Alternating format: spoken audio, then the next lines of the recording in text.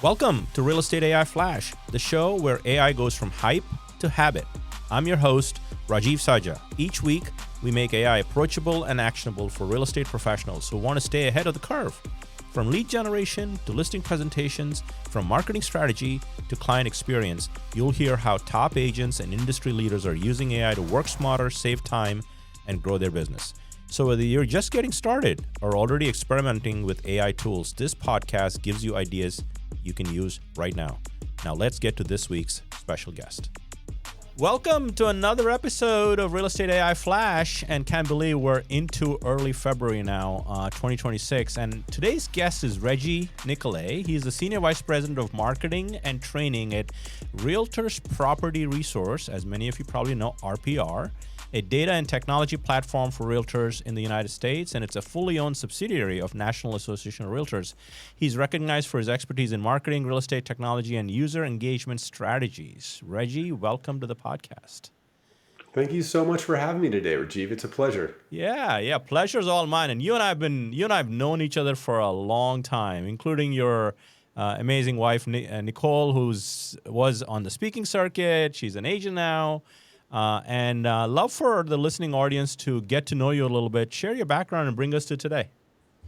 I would love that. So yeah, for me, real estate's always been around my whole life. My mother in Lake Oswego, Oregon was in real estate. And then years later, I would marry into a real estate family. You mentioned Nicole. Her parents are also brokers. And then, I, at the time, was also working in the title industry when I started off as a regional technology director. And so, I just was always fascinated with it. And I always had also this kind of marketing tech side to me. So when I looked at the industry, I really liked, how digital tools and such could really help agents become more effective at what they do. And then in like early 2000s, I started one of the first real estate tech blogs with Nicole. I remember you back in the day because we met up in Inman, and you'd see us probably write about a lot of tech on My Tech Opinion. Yeah. And it really got me into the whole research side of all the tech challenges and kind of how fragmented everything was. And I think that was long before the term prop tech even became a buzzword. And then let's see, and you mentioned RPR. In about 2009, I followed what is my real estate hero, Marty Frame, and there was this, buzz that was going on that NAR, National Association of Realtors, was going to start up a property database, and so that's what became RPR today. And that mission really was exciting for me. It kind of melded technology with data, and honestly, that's still like the driving inspiration that gets me every day today. Yeah, for sure. I think we'll get into all the AI stuff here, but I think RPR is one of the great tools that the NAR offers all realtors across the country. I mean, I've sort of gotten in and out of that for a long time, and it's evolved obviously, and that's why we're great to have you here today. So. Thank you. I love it. Yeah, I've always kind of felt the same. Yeah. So everybody's got a different light bulb moment with AI. I mean, obviously, we're recording this in late November, 3-year anniversary for ChatGPT is this Thanksgiving. What was your first light bulb moment with AI? Oh, I remember it so clearly. Yeah, it was that late November, early December time, 2022, and it was immediate. It was like a slap, because we'd all spent years going to Google and using Google, and so we were used to typing in questions, and we'd end up clicking through websites, and we'd compare data, and we'd have to piece it all together. But when you sat down in front of ChatGPT, what was wild was AI consolidated all that, and so it didn't just answer the question; it really did the research. It synthesized it, and then it returned it back. And it could even style it and change the tone however you wanted. I remember asking it to do a market update in the tone of a pirate, and I just laughed because it was just incredible, but that was this light bulb moment where I realized that if AI can do this for me this quickly, then this thing is going to catch on like wildfire, and consumers are going to be going to it, and they're going to be asking questions, they're going to learn from it. And then I kind of pivoted to, which has always been my passion, oh my gosh, how are agents going to leverage this tech tool, because it's going to change everything. And one challenge I'd always seen agents have is just communicating regularly about the market, which I'd at the time spent a lot of time preaching about. I'm like, you want to use this data and you want to be doing videos and you want to be doing articles and you want to have your pitch ready for the consumer on all these nuanced things that are happening in the market. And so my head went to how this is going to make everything more efficient. They're going to take market content and in minutes be able to create in something meaningful instead of hours. And that's where it all really just compound on itself. Yeah, same here. I mean, I dug in like head first, when it first came out, and I I think recognized early on that this could be a transformative moment in how it can propel agents, brokerages, and companies. I mean, you guys are deal with all kinds of data, so this is going to be like AI is like fuel with data, right? Right. So And you hear agents talk about the challenges they have, even when you provide all the data. It's like, well, now how do I, outside the reports, how do I get this into a format that's really, really helpful, yeah, for sure, for sure. So I'm sure we'll dig into some of that stuff. So, Yeah, yeah. early on, I remember. I mean, I started the podcast Jan 3rd, 2024.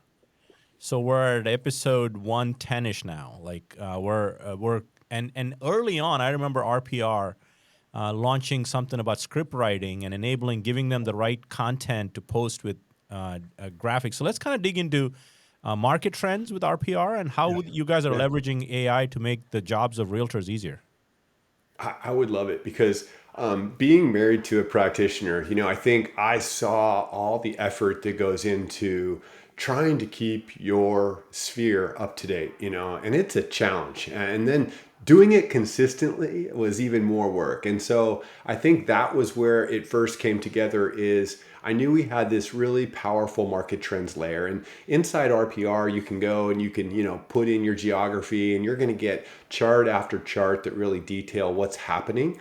And we can even download those charts and graphics. But there was this disconnect between that and then actually getting it out into whether it's a how's the market video or a blog article or just conversations. And so how do we make data conversational?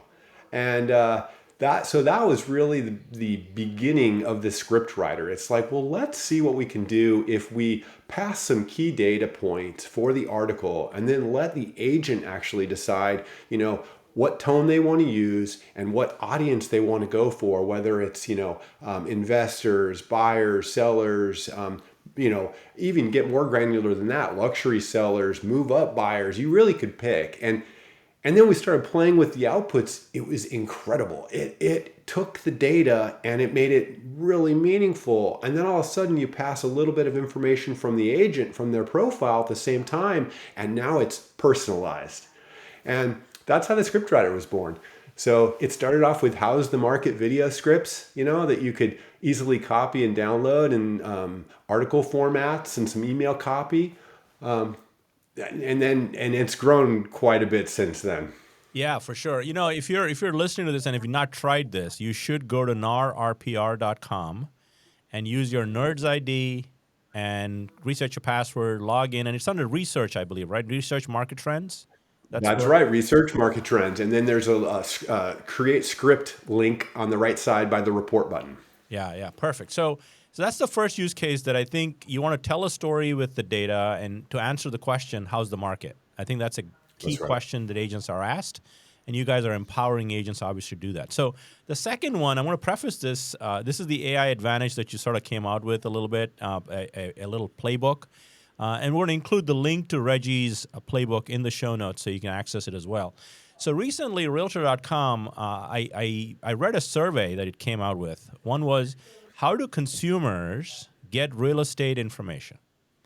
And it was 62%, I believe, that said, I get it from my realtor agent as my trusted source for real estate information. And a close second, 61% was using AI.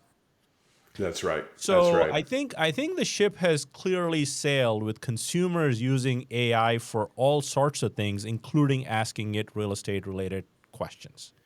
That's That's happening right. as we speak. And I mean, I think I looked at the recent. This is as of November. 70 million of Americans are using ChatGPT daily. or actively, regularly, their weekly stat that they put out, that 800 million globally and 70, that's like just less than a quarter of the United States population. And if you take out the people under, young ones, I think the adult population is obviously using it regularly. And if you add the other LLMs, I think consumers are there. I think it's imperative if you're listening to this podcast. You're obviously listening to this podcast, so you're already sort of recognize the need for it. So, Reggie, I would like to have you dive into how do you win clients before your competitors do? How do you position yourself to win on AI search? Yeah, Let's dig into that. it's such a great question. Well, I mean, first of all, I think a lot of agents are fearful out there Yeah. of what exactly AI is going to do and isn't going to do. And I've never really believed it's there to replace agents. I think it's all about, making them more efficient. But I do agree with what you're saying. The consumers turning to AI much quicker. And I think it's because of the way it can curate the information and present it back, right? So there's this trust that comes with it. And it almost becomes like a kind of a friend that's delivering you this personal message that's based on you. And I've actually seen some research on people actually growing relationships with their AI agent, which is wild. But I almost think of it like the WebMD effect when it comes to real estate. I think we turn to tools like this to learn about things, to self-diagnose. But when it comes to actually, transacting, or in the case of WebMD, when you have an ailment and you need to actually do something about it, you turn to the professional.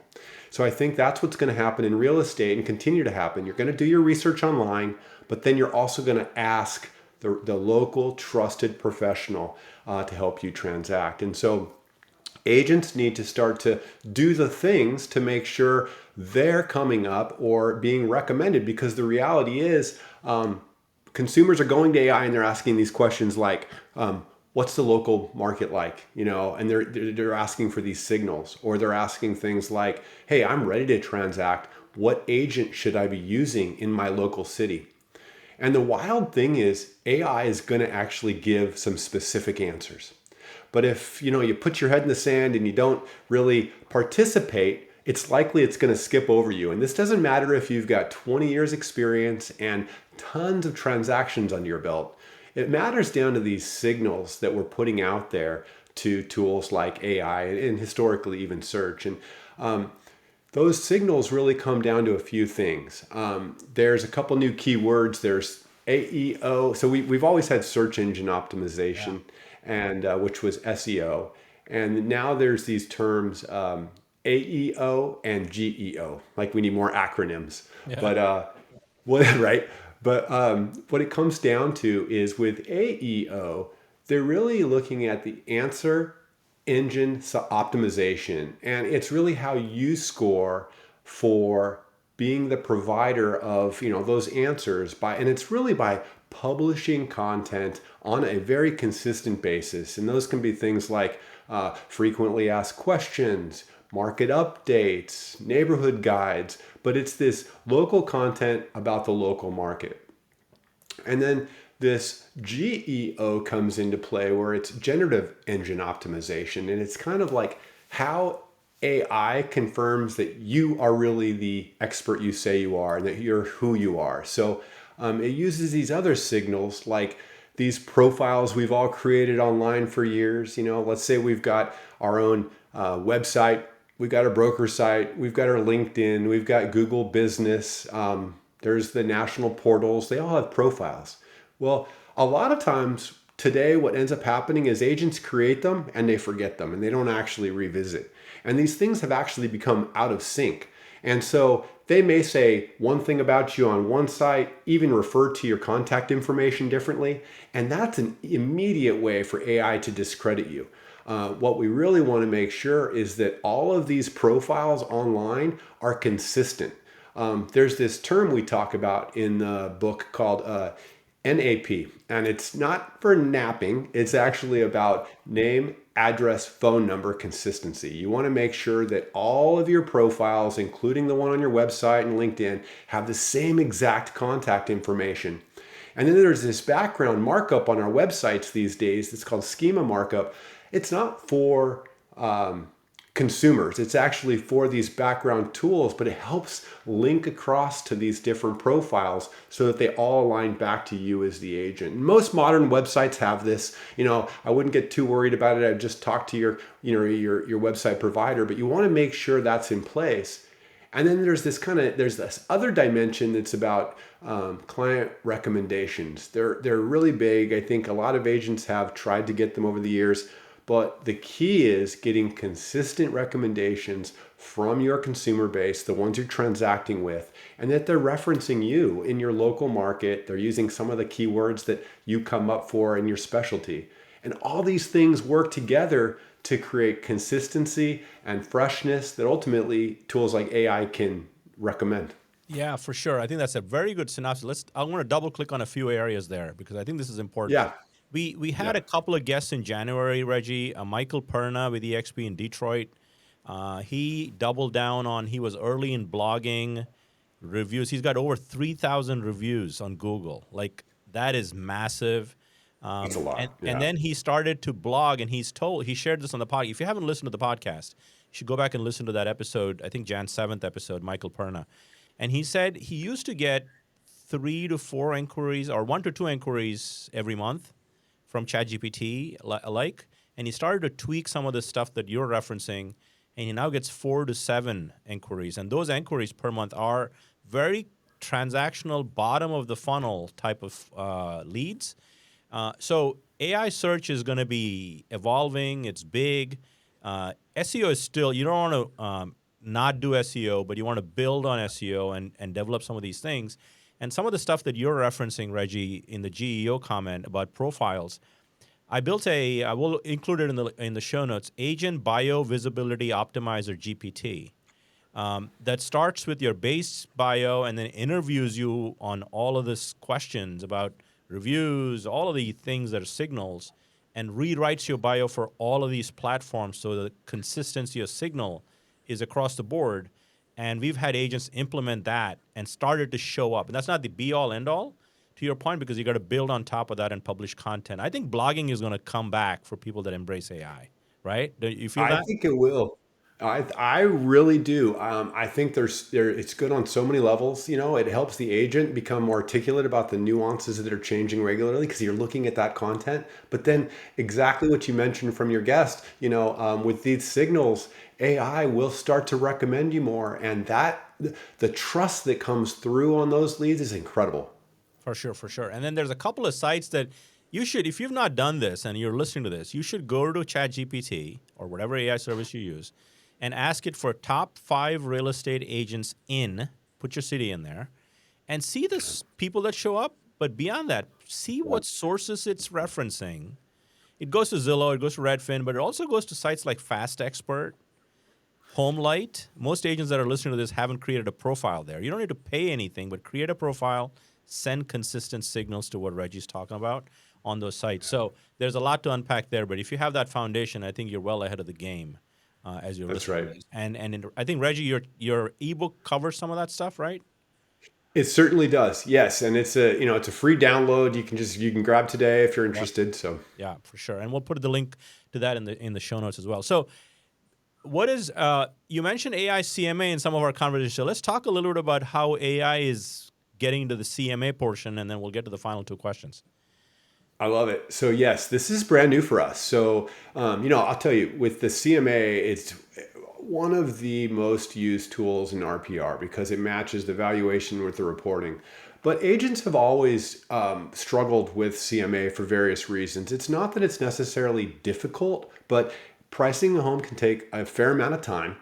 And then, especially when you think about pricing a home when you're mobile, it's difficult because of the form factor. You're on your phone and whatnot. And so, when you think about AI CMA for mobile, which we delivered this year, actually just this month in November,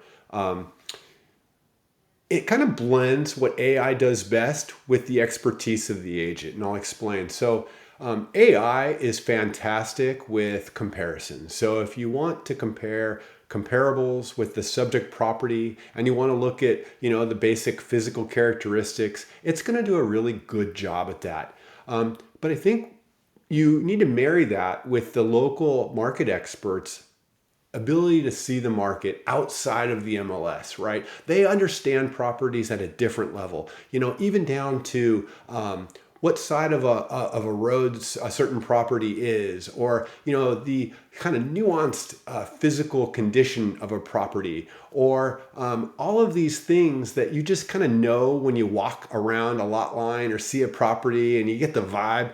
And so I think what's neat is you get the AI in our tool to actually find the comps and score them, but ultimately the agent can choose which ones to take to the next step.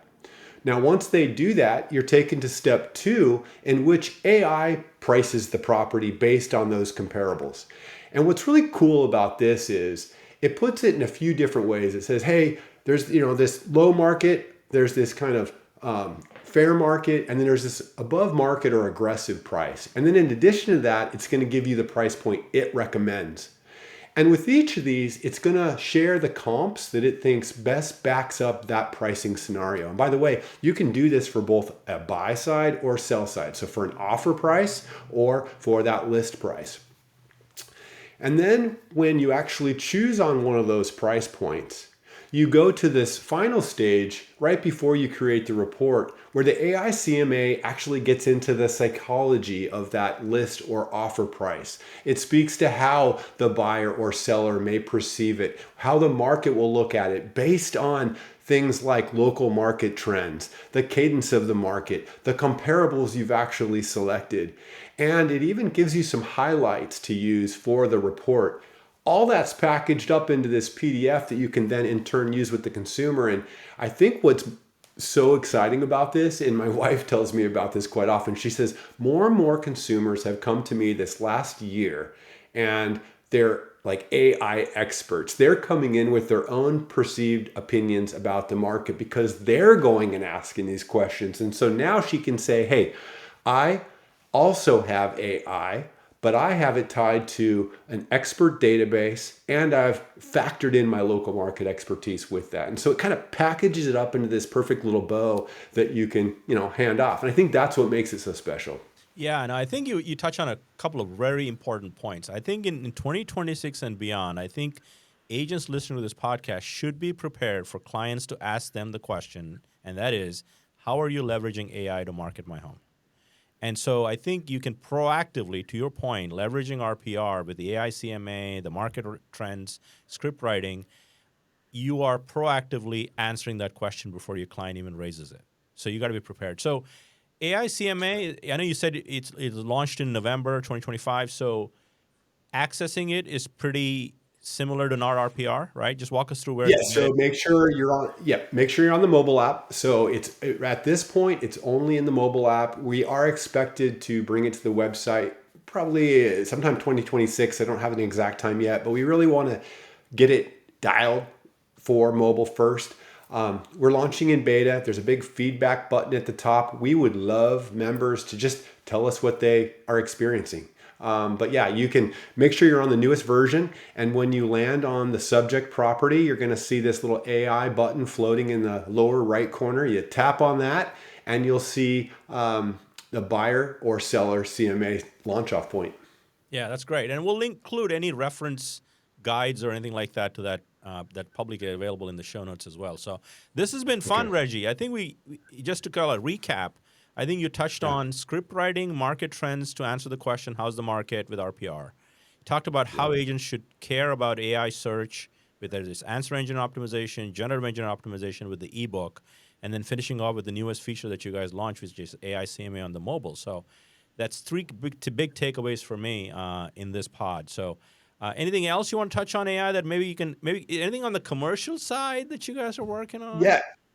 I would. I'd love to say actually loop back to the script writer because Yeah. one thing I kind of more mentioned where it started, but I didn't mention the latest things to come out. And this is also on the commercial side. So I'm glad you said that. So, first of all, script writer, if you are a commercial practitioner, we also have this tool in the trade area section of RPR. And that's where all this rich Esri tapestry data is that kind of tells you, the socioeconomics of an area, that helps you really understand the best place to help a business find its best customers. So we have a script writer there. And the new features that I'm going to mention next are available there and in the market trends section. But now you can actually go in and you can choose social card, which creates a social media graphic. It's a either square or vertical for like story format. And it puts key metrics on there with a beautiful background that you can choose. There's hundreds of backgrounds. And then it's branded with your photo and logo and contact information. And you can generate those as often as you want and share to social media.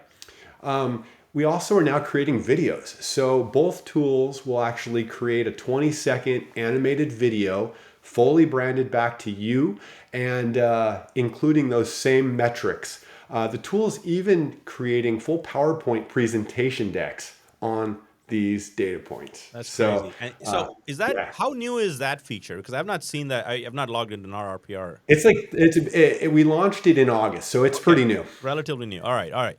I think I need to kind of check it out and, do a video for my agents as well on that stuff. So that's good stuff. I would love for you to. Yeah, for sure. So I ask all my guests a couple of questions because, you sort of live with the practitioner. So for real estate, for you, it's like 24/7.